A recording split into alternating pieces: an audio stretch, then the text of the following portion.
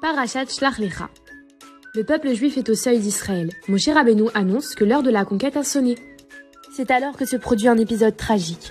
Suite à l'insistance d'une partie du peuple, Moshe Rabbeinu nomme 12 personnalités, une pour chaque tribu, pour partir explorer le pays. Pendant 40 jours, les explorateurs sillonnent la Terre Sainte. Mais à leur retour, c'est le deuil. Ils annoncent que les habitants sont des géants, beaucoup trop forts pour être vaincus. Les morts sont nombreux, la terre dévore ses habitants, ils ont vu tant de processions funèbres.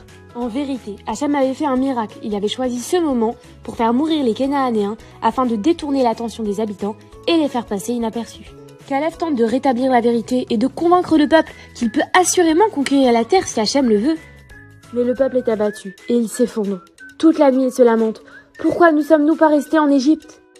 Yehoshua, Binoun et Caleb ben Yefouné, deux explorateurs qui réfutent le compte rendu de leurs confrères, déchirent leurs vêtements en voyant le terrible manque de foi de leurs frères. Devant l'énième protestation de son peuple, Hachem se met en colère et le menace d'extermination. Une nouvelle nation sera issue de Moshe Rabbeinu, et ainsi s'accomplira la promesse faite au patriarche. Mais ce peuple, qui n'a pas foi en Hachem malgré tous les miracles qu'il a réalisés pour lui, ce peuple ne mérite pas de vivre. Pourtant, après les tulotes de Moshe Rabbeinu, Hachem accepte de ne pas envoyer de pareils châtiments sur les bénis Israël, mais déclare 40 années d'errance dans le désert. Le peuple ne sera pas détruit, mais il n'entrera pas en Israël dans sa composition actuelle.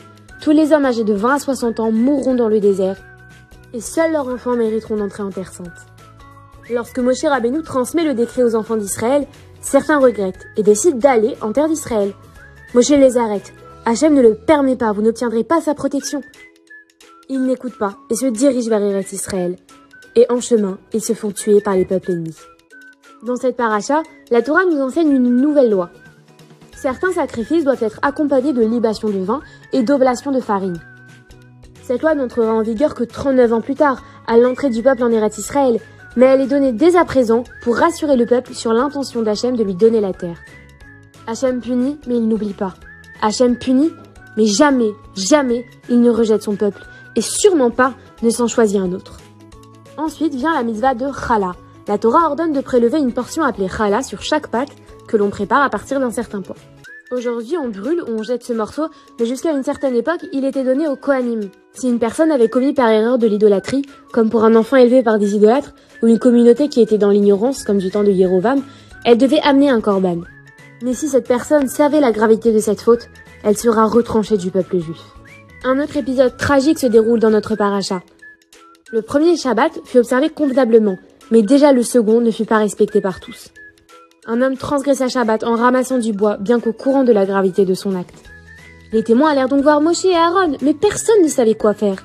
Ils savaient qu'ils étaient passibles de mort, mais comment? Par qui? Moshe Rabbeinu demande donc à Akadosh Baruch Hu, et l'homme fut mis à mort par lapidation.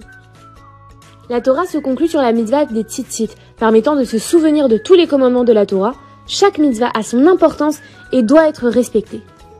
À ce moment, la Torah donne la mitzvah de tzitzit, qui est un signe très visible de notre soumission à Hachem. Quand un homme voit ses fils pendre au coin de son vêtement, il se rappelle la chance qu'il a d'être un serviteur de Dieu.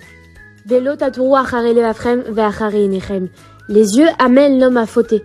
C'est pourquoi chacun d'entre nous doit faire attention à ses yeux pour préserver sa sainteté.